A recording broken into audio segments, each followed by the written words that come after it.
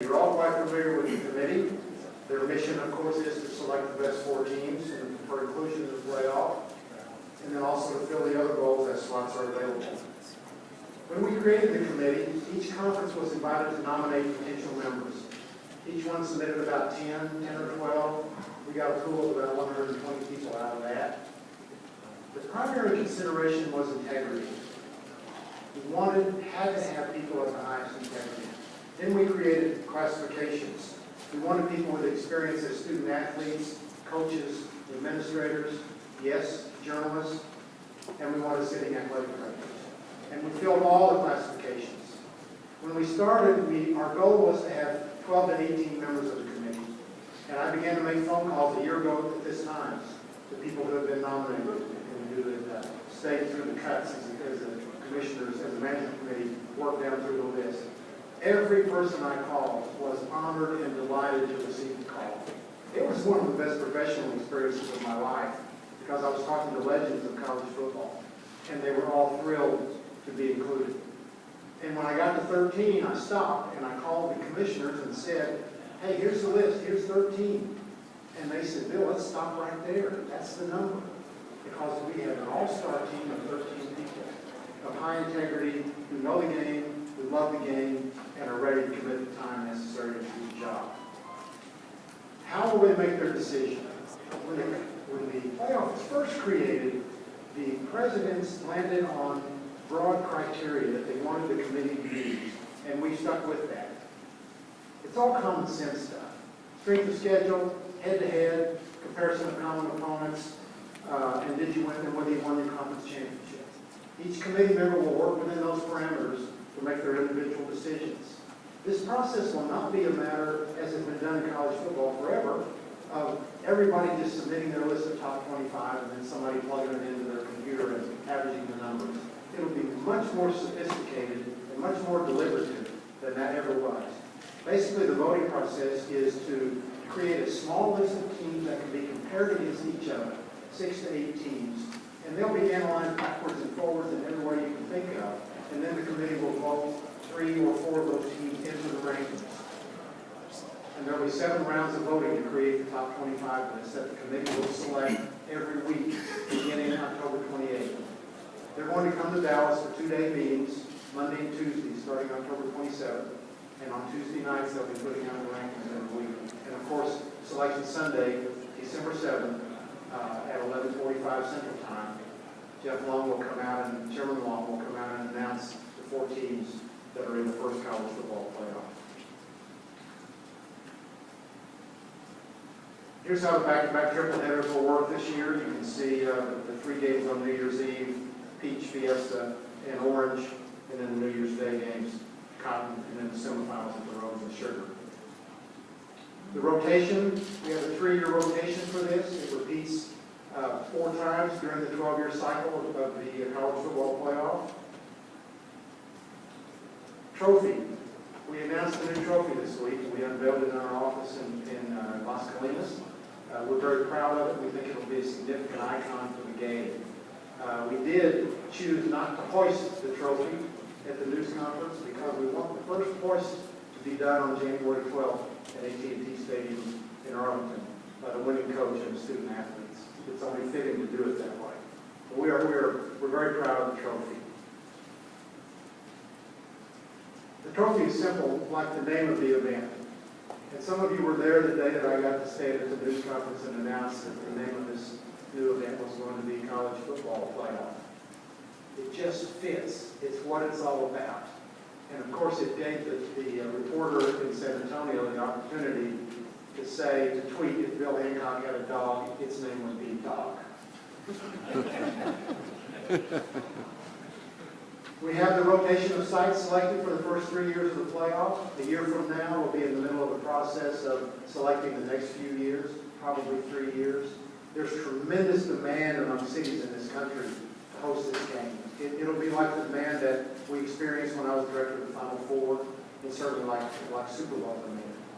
This will be an iconic event on the national sporting landscape.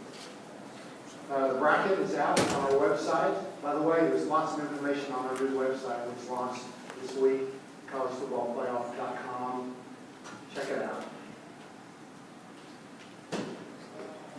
it for College Football Playoff 101, and we're going to switch our computer over to where we can begin the process of explaining how the placing the teams in the bracket will work. And I would like, this is a rather large group, but I do want you all to put yourselves in the position of being the committee members and helping us select where the teams will be assigned to play. The process for the committee will be, they will come in on Friday. I'm filling time while we're getting our computer set up. They will come in Las Colinas on Friday to the Gaylord Texan Hotel. They'll meet through the weekend, and then on Sunday morning, they'll be able to produce the pairs. What we're going to ask you to fit in now in this is Selection Sunday morning, and the final rankings have been posted. The committee has ranked the teams. Those are on the screen on the left-hand side. And now we're going to go through the process of filling the games. We've highlighted some teams. Those are conference champions. And the highlighted in green is the highest ranked champion from the conferences that don't have a contract for the teams to play in the January 1 bowl game, because that team also receives an automatic spot into one of our bowl games. So the first thing the committee will do will be look at the pairings for the championship game. In the year at hand, we have Ohio State number 1. They'll play number 4 LSU. The number 1 team has earned the right to play as close to home as possible, play in front of as friendly a crowd as possible, and in the most friendly circumstances as possible. They earned that by their play during the season.